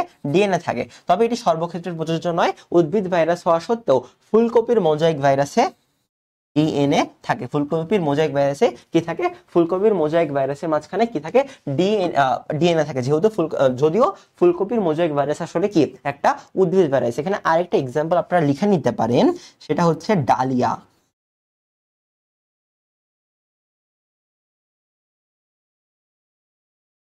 এটা হচ্ছে ডালিয়া, অর্থাৎ ডালিয়ার মাঝখানেও কি থাকে? ডালিয়ার মাঝখানেও ডিএনএ ভাইরাসটা অবস্থান করে। এবার হচ্ছে আমাদের ক্যাপসিডটা পড়লাম। ক্যাপসিডের আসলে 4টা কাজ আছে। একটা কাজ কি? অবশ্যই নিউক্লিক অ্যাসিডকে রক্ষা করা, তবে এরা পশুদের সংক্রমণের জন্য সাহায্য করে। ক্যাপসিডের প্রোটিনের সাথে রিপিড চার্জ থাকে। ক্যাপসিডের ভিতরে বস্তুকে সুরক্ষা দান করে, অ্যান্টিজেন হিসাবেও কাজ করে। সর্দি জ্বরে এটি হাঁচির উদ্রেক ঘটায় বা উদ্রেক তৈরি করে। এই হচ্ছে আমাদের ভাইরাসের 4টা বা ক্যাপসিডের 4টা কাজ। এরপরে বহিঃস্থ আবরণ আমরা পড়লাম। এখানে একটা জিনিস ইম্পর্টেন্ট দাগায় রাখার চেষ্টা করেন, সেটা হচ্ছে লিপিড বা লিপোপ্রোটিন স্তরের একককে বলা হয় পেপ্লোমিয়ার। লিপোপ্রোটিন শর্করা বা স্নেহ জাতীয় পদার্থরা গঠিত হয় এবং আবরণ বিশিষ্ট ভাইরাসকে বলা হয় লিপোভাইরাস। লিপোপ্রোটিন আবরণ বিশিষ্ট ভাইরাসকে বলা হয় লিপোভাইরাস, ঠিক আছে। আর এনভেলপহীন ভাইরাসে নগ্ন ভাইরাস বলা হয়, এটা আমরা অনেকবার দেখলাম। এরপরে চলে যাব আমরা পরবর্তী যে পেজটা আছে, সেই পরবর্তী পেজে। এই পেজে আমরা দেখতে পাচ্ছি কি অনেক ধরনের ভাইরাসের প্রকারভেদ আছে। দণ্ডাকার আকৃতি অনুযায়ী, নিউক্লিক অ্যাসিডের ধরন অনুযায়ী, বহিঃস্থ আবরণ অনুযায়ী, পোষক দেহের ভাইরাস অনুযায়ী। এইখানে আমাদের গ্যাঞ্জামটা লাগে। সেটা কি? আমরা কখনো মনে করতে পারি ভাই এখানে এতগুলো এক্সাম্পল আসলে মনে রাখবো কেন? এবং এইখান থেকে আপনি ধরে নেন আপনার নেক্সট পরীক্ষা আপনি একটা এমসিকিউ এই চ্যাপ্টারে এখান থেকে কমন পাবেন। কোনটি দণ্ডাকার ভাইরাস, কোনটি গোলাকার ভাইরাস, কোনটি দণ্ডাকার ভাইরাস নয়, কোনটি গোলাকার ভাইরাস নয়। এই ধরনের কোশ্চেন আসলে আমাদের টিচারদের জন্য খুবই খুবই খুবই ফেভারিট কোশ্চেন, এবং এখান থেকে আসলে সবগুলো কোশ্চেন আসে। এখন আপনার কি একদম সাধারণ মস্তিষ্ক হিসাবে এই প্রত্যেকটা এক্সাম্পল মাথায় রাখা অনেক সহজ না। আপনি যদি অসাধারণ হন, এলিয়ান হন, তাহলে আপনি সবকিছু প্রত্যেকদিন মনে রাখতে পারবেন। কিন্তু আপনি যদি টেকটিক দিয়ে পড়েন বা নেমোনিক দিয়ে পড়েন, তখন এই জিনিসগুলো আসলে মুখস্থ করা সম্ভব। চলেন আমরা এবার সেই টেকনিকের দিকে যাওয়া স্টার্ট করি। আমরা খুবই শর্ট টাইমে এই জিনিস মেমোরাইজ করতে পারবো, এবং আপনারা যদি এই টেকনিক মানে এই নেমোনিকগুলো দিয়ে পড়েন, তাহলে আপনাদের জন্য এই জিনিসটা মুখস্থ করা অনেক বেশি সহজ হয়ে যাবে। দেখেন, প্রথমে চলে আসে আমরা আকৃতি অনুযায়ী। ফার্স্ট অফ অল কি ছিল? দণ্ডাকার ভাইরাস কোনগুলা? দণ্ডাকার ভাইরাসের মাঝখানে ছিল একটা ইংলিশটা কি ব্রড শেপ। হ্যাঁ, আচ্ছা, কি লিখছি এখানে আমি? এটিএম বুঝ আছে না? এটিএম। আচ্ছা, এই এটিএম দিয়ে 3টা ভাইরাসের নাম আমরা শিখবো, এবং এই 3টা ভাইরাসই আমাদের জন্য গুরুত্বপূর্ণ বা আমাদের পরীক্ষায় আসার মতো, ঠিক আছে। আচ্ছা, ফার্স্ট অফ অল হচ্ছে এ দিয়ে, টি দিয়ে, হচ্ছে এম দিয়ে। আচ্ছা, এ দিয়ে কি? এ দিয়ে হচ্ছে আলফা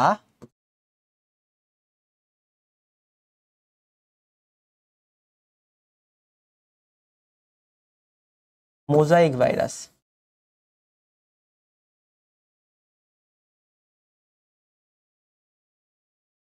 এ দিয়ে কি বললাম? এ দিয়ে হচ্ছে আলফা মোজাইক ভাইরাস। এর পরবর্তীতে টি দিয়ে কি? টি দিয়ে হচ্ছে আমাদের সবার প্রিয়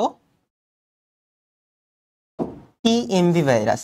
বলেন তো, টিএমভি ভাইরাসের যে রোগটা, সেই রোগটার নাম ছিল আমাদের টোবাগো মোজাইক ভাইরাস বা টোবাগো মোজাইক রোগ। এই রোগটা কে আবিষ্কার করে? কেমনে বলবেন? ভিডিওটা পজ করবেন, তারপর হচ্ছে মনে করার চেষ্টা করবেন যে এই রোগটা কে আবিষ্কার করেছেন। এই রোগটা আসলে আবিষ্কার করেছেন কি? এই রোগটা আবিষ্কার করেছেন হচ্ছে আমাদের অ্যাডলফ মেয়ার, সবার প্রিয় আমার দাদা অ্যাডলফ মেয়ার। আচ্ছা, এর পরবর্তীতে হচ্ছে আমাদের এম দিয়ে আছে একটা। তো এম দিয়ে কি? এম দিয়ে হচ্ছে মামস ভাইরাস। এম দিয়ে কি? এম দিয়ে হচ্ছে মামস ভাইরাস।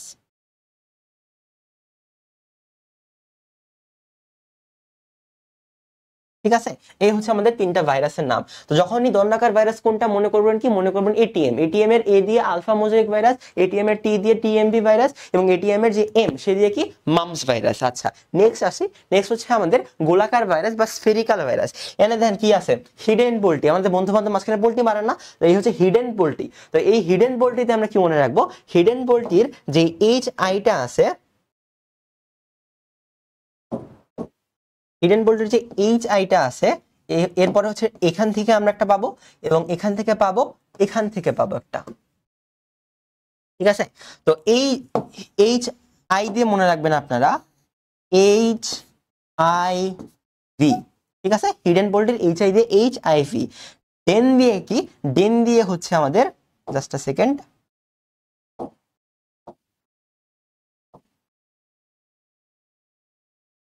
আবরাকাডাবরা মুছে গেল। এরপর তীর চিহ্ন নিব, তীর চিহ্ন নিয়ে এটাকে একটু লম্বা করব। হ্যাঁ, এখন আবার কলম নিলাম। তো ডেন দিয়ে আমরা যেটা লিখবো, সেই ডেন দিয়ে লিখবো হচ্ছে আমরা ডেঙ্গু। ডেন দিয়ে কি, ডেন দিয়ে হচ্ছে ডেঙ্গু, ডেন দিয়ে ডেঙ্গু, ডেন দিয়ে কখনো ডেনমার্ক না, ডেন দিয়ে কি, ডেঙ্গু। আচ্ছা, এর পরবর্তীতে POL বা পোল, এটা দিয়ে আমরা মনে রাখবো হচ্ছে পলিও ভাইরাস। এদিকে মনে রাখবো পলিও ভাইরাস, পলিও ভাইরাস মনে রাখবো পল দিয়ে। আর টি দিয়ে হচ্ছে আমাদের সবার প্রিয়, টি দিয়ে, টি দিয়েই শুরু হয় এটা। আসলে কোন কালার নিব, কোন কালার নিব, TIV, টি দিয়ে কি মনে রাখবো, টি দিয়ে মনে রাখবো TIV। এই হচ্ছে আমাদের চারটা ভাইরাসের নাম, যে চারটা ভাইরাস হচ্ছে আমাদের গোলাকার বা স্ফেরিক্যাল ভাইরাস। তাহলে স্ফেরিক্যাল ভাইরাস কোনগুলা, হিডেন পোল্ট্রি, HI দিয়ে HIV, ডেন দিয়ে ডেঙ্গু, পোল দিয়ে পোলিও, টি দিয়ে TIV ভাইরাস। এই জিনিসগুলো হচ্ছে আমাদের মনে থাকে না। তো এই জিনিসগুলো মনে রাখার জন্য এই টেকনিকগুলা বা এই যে নেমোনিকগুলা, এই নেমোনিকগুলা খুবই খুবই ইম্পর্টেন্ট, রাইট? এই হচ্ছে আমাদের জান্নাত আপনাদের জন্য বক্স করে দিলাম। এই হচ্ছে আমাদের আকৃতি অনুযায়ী গোলাকার বা স্ফেরিক্যাল ভাইরাস যেগুলো আছে, সেই স্ফেরিক্যাল ভাইরাসগুলা। পরবর্তীতে চলে আসেন, পরবর্তীতে হচ্ছে ঘনক্ষেত্রকার বা বহুভুজাকার ভাইরাস। বহুভুজাকার ভাইরাস কোনগুলা? তো এই বহুভুজের ইংলিশ কি ভাই? ইংলিশ হচ্ছে কিউবিকাল বা পলিগোনাল। আপনাকে মাঝে মাঝে ইংলিশ দিয়ে দিবে অতি আবেগী হয়ে, তখন কি করবেন? তখন বলবেন আল্লাহ, পলিগোনাল তো পড়ি নাই, আমি ঘনক্ষেত্র পড়ছি কিন্তু পলিগোনাল পড়ি নাই। তো ইংলিশ টার্মগুলা মনে রাখবেন। তাহলে এই ঘনক্ষেত্রকার বা বহুভুজিকার হচ্ছে পলিকোনাল বা কিউবিকাল। আচ্ছা, এইটা কেমনে মনে রাখবো? এইটা মনে রাখার জন্য একটা নেমোনিক আছে, সেটা কি, হার ব্যাগিস কিউবিকাল। হার ব্যাগিস কিউবিকাল। আবার রাস্তাঘাটে কার ব্যাগ কিউবিকাল, কার ব্যাগ কিউবিকাল না, এদিকে তাকাই থাকে না, তাহলে মায়ের একটাও মাটিতে পড়বে না। আচ্ছা, হার ব্যাগিস কিউবিকাল। আচ্ছা, এই হার দিয়ে মনে রাখবো আমরা, এটা মিনিট, কেন এমন হয়, এই হার দিয়ে আমরা মনে রাখবো, হার দিয়ে মনে রাখবো, ব্যাগ দিয়ে মনে রাখবো, আর কিছু নাই, কিউবিকাল মানে কিউবিকাল। তাহলে হার দিয়ে হচ্ছে হারপিস ভাইরাস। কি ভাইরাস? হার দিয়ে হারপিস ভাইরাস, হারপিস ভাইরাস। আর এই যে ব্যাগ, এই ব্যাগ দিয়ে মনে রাখবো ভ্যাকাসিনিয়া ভাইরাস। কি ভাইরাস?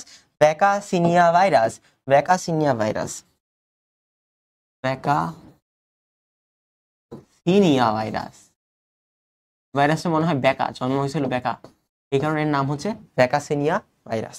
আচ্ছা, এই গেল হচ্ছে আমাদের যেই ঘনক্ষেত্রাকার বা রড শেপড এই ধরনের যে ভাইরাসগুলো থাকে, সেই ভাইরাসগুলো। তাহলে এই ঘনক্ষেত্রকার বা সরি রড শেপ না, তো পলিগোনাল। তাহলে পলিগোনাল ভাইরাস কোনগুলো? পলিগোনাল ভাইরাস হচ্ছে আমাদের হার ব্যাগিস কিউবিকাল। আপনার যদি মনে না থাকে যে এটা কোন এক্সাম্পলের মাঝখানে আছে, সেটাও সুবিধা, সেটা হচ্ছে কিউবিকাল, হার ব্যাগিস কিউবিকাল, হারপিস ভাইরাস। আর একটা হচ্ছে ভ্যাকাসিনিয়া ভাইরাস। চলেন নেক্সটে যাই।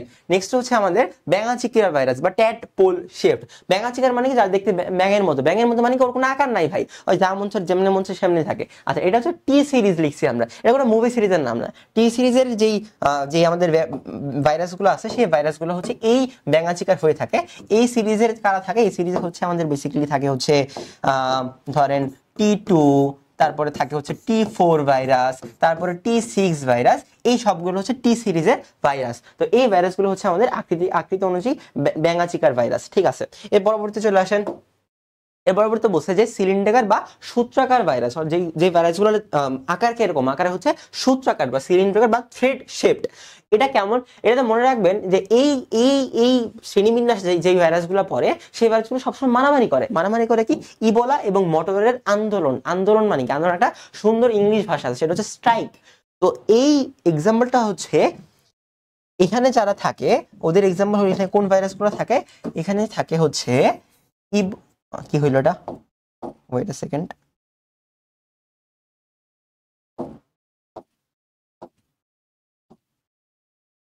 এখানে থাকে হচ্ছে ইবোলা এবং মটরের, ইবোলা এবং মটরের Streak virus.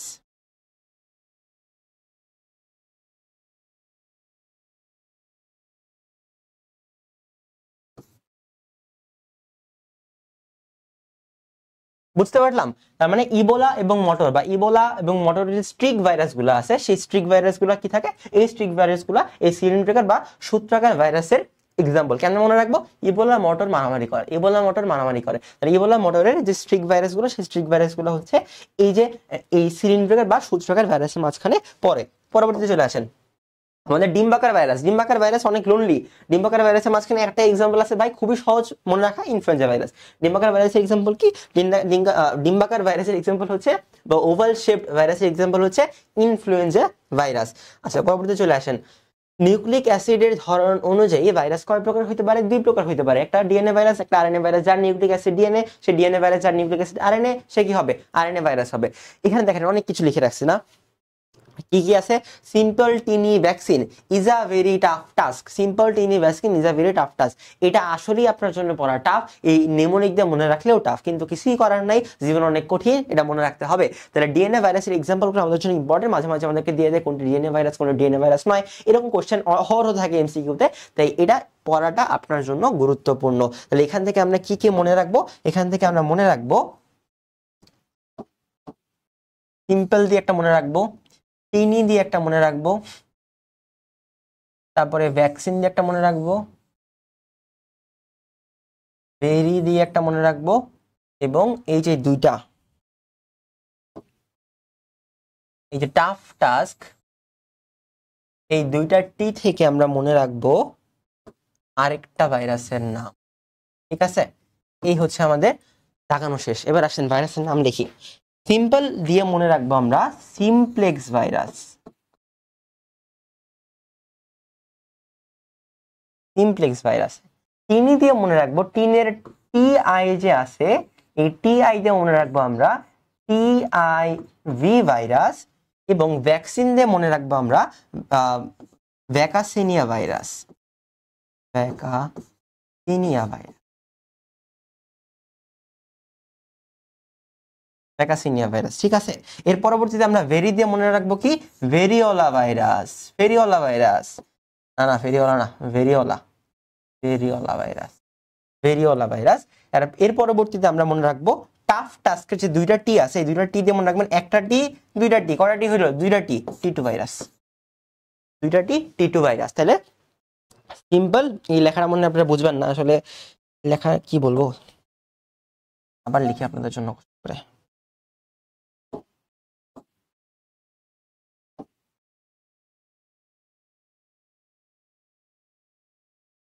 Variola virus.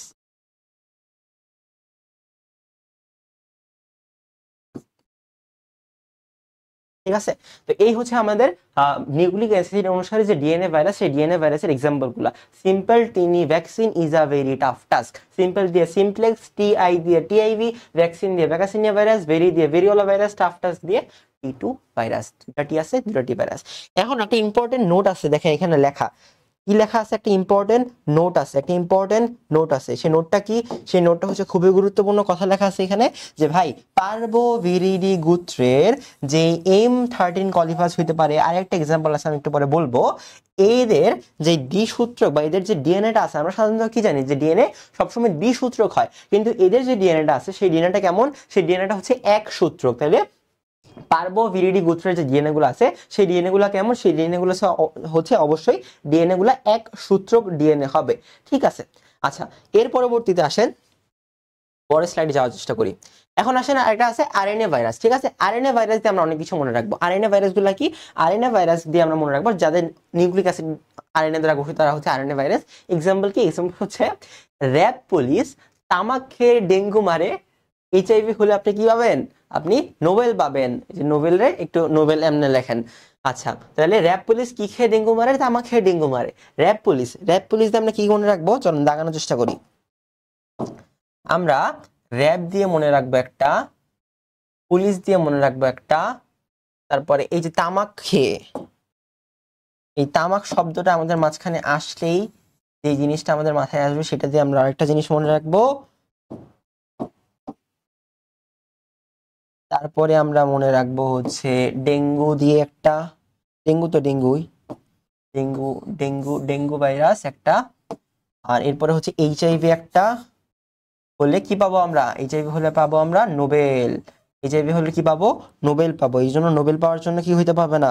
Nobel পাওয়ার জন্য আসলে ডক্টর ইউনূস হওয়ার প্রয়োজন নাই। আপনার যদি এইচআইভি হয় আপনি নোবেল পাবেন, না পাইলে বিদ্যালয়ে চলে আসেন, আপনাকে একটা নোবেল দিয়ে দিব না আমি। এইচআইভি হলে কি পাবো? এইচআইভি হলে পাবো হচ্ছে নোবেল। তো এই নোবেল দিয়ে আমরা আরেকটা জিনিস মনে রাখবো। আচ্ছা চলেন আমরা লিখি কি কি মনে রাখবো। র্যাব দিয়ে মনে রাখবো র্যাবিস ভাইরাস। র্যাবিস কি কামড়ালে জানি র্যাবিস হয়? কুকুর কামড়ালে র্যাবিস ভাইরাস। তারপরে পুলিশ দিয়ে মনে রাখবো আমরা পলিও ভাইরাস। পুলিশ দিয়ে কি মনে রাখবো? পুলিশ দিয়ে আমরা মনে রাখবো পলিও ভাইরাস। তামাক, তামাক শব্দ মাথায় আসলে কি মনে হবে? তামাক শব্দ মাথায় আসলে সেটা হবে টোবাগো মোজাইক ভাইরাস। কি মনে রাখবো? Tobago mosaic virus. TMV, Tobago mosaic virus. Dengue তো ডেঙ্গু, এইচআইভি এইচআইভি। নোবেল দিয়ে কি মনে রাখবো? এখানে একটা দিছিলাম, কেন এটা দিলাম আবার? আচ্ছা, তামাক টিএমবি, ডেঙ্গু ডেঙ্গু, এইচআইভি হলে এইচআইভি, এইচআইভি হলে কি পাবো আমরা? নোবেল পাবো। নোবেল দিয়ে মনে রাখবো আমরা Nobel corona virus. Corona virus, Nobel corona virus. ঠিক আছে, এই জিনিসগুলো হচ্ছে আমাদের কিসের এক্সাম্পল? এই জিনিসগুলো হচ্ছে আমাদের আরএনএ ভাইরাস বা হচ্ছে আরএনএ ভাইরাসের যে এক্সাম্পলগুলো, সেই এক্সাম্পলগুলো আমরা এইভাবে একটা মজার ছকের বা ছন্দের মাঝখানে আমরা মনে রাখতে পারি। তাহলে র্যাব পুলিশ কি খেয়ে ডেঙ্গু মারে? তামাক খেয়ে ডেঙ্গু মারে। এইচআইভি হলে কি পাবেন? এইচআইভি হলে নোবেল পাবেন। আপনি ইকোনমি নিয়ে কোনো কাজ করা দরকার নাই, এইচআইভি হলে আপনি নোবেল পাবেন। এখানেও একটা নোট আছে, এখানেও একটা কি আছে? এখানেও একটা খুবই গুরুত্বপূর্ণ নোট আছে। সেটা কি? সেটা হচ্ছে রিও ভিরিডি যে গুচ্ছগুলো আছে, সেই রিও টু ভিরিডি গুচ্ছের রিও ভাইরাস এবং ধানের বামন ভাইরাসের যে আরএনএ, সে আরএনএ কি হবে? দ্বিসূত্রক হবে। আগেরটাতে আমরা বলছি ডিএনএ একসূত্রক হয়ে যায়। বড় আজীব জিনিস, কাদের একসূত্র হয়? পার্বো ভিরিডি গুচ্ছের যেই প্রাণীগুলো বা ভাইরাসগুলো আছে, তাদের ভাইরাসের ডিএনএ দ্বিসূত্র একসূত্রক হয়। এবং এখানে রিও ভিরিডি গোত্রের যেই রিও ভাইরাস অথবা ধানের বামন ভাইরাসটা আছে, তাদের যে আরএনএটা, সে তাদের আরএনএটা কয় সূত্রক হবে? আরএনএ দ্বিসূত্রক হয়ে যাবে। ঠিক আছে, এই হচ্ছে আমাদের ডিএনএ এবং আরএনএ ভাইরাসের এক্সাম্পল গুলা। চলেন নেক্সট স্লাইডে যাই। আচ্ছা, নেক্সট স্লাইড আসলে নাই। নেক্সট স্লাইড আসলে নাই মানে আমাদের আজকের যে লেকচারটা, সেই লেকচারটা এতটুকু। আমরা আজকের লেকচারে কি কি পড়াশোনা করছি? পড়াশোনা করছি হচ্ছে আমাদের আমরা প্রথমে পড়লাম ভাইরাসের যে বৈশিষ্ট্য, সেই বৈশিষ্ট্যগুলো নিয়ে। আমরা তারপরে কিছু বই দেখাইলাম আপনাদের, বইয়ে কোন লাইনগুলো ইম্পর্টেন্ট। আমরা হচ্ছে ভাইরাসের প্রকারভেদ নিয়ে আলোচনা করলাম, নিউমোনিক যে ভাইরাস আসলে কয় প্রকার হতে পারে, সেই জিনিসগুলো নিয়ে আলোচনা করলাম। আপনি যদি এই ক্লাসটা করেন এবং ক্লাস করার পর আপনি সুন্দর মতো খাতায় বা বইয়ে দেখান বা নোটগুলো করেন, তাহলে ভাই আর কিছু আপনার লাগবে না। যদি লাগে তাহলে আপনাকে ফারাবি হাসান কয় লাখ টাকা জরিমানা দেবে? 1 লাখ টাকা জরিমানা দিবে না। আচ্ছা যাই হোক, তার মানে আজকে আমরা অণুজীবের যে ফার্স্ট লেকচার, সেই ফার্স্ট লেকচারটা কমপ্লিট করলাম। আপনারা এই লেকচারটা সুন্দর মতো মনোযোগ দিয়ে পড়ার চেষ্টা করেন বা লেকচারটা দেখার চেষ্টা করেন, তারপরে খাতায় নোট করার চেষ্টা করেন। দেন এগেইন দেখা হবে আগামী লেকচারে। আজকের জন্য এতটুকুই, and thanks for joining with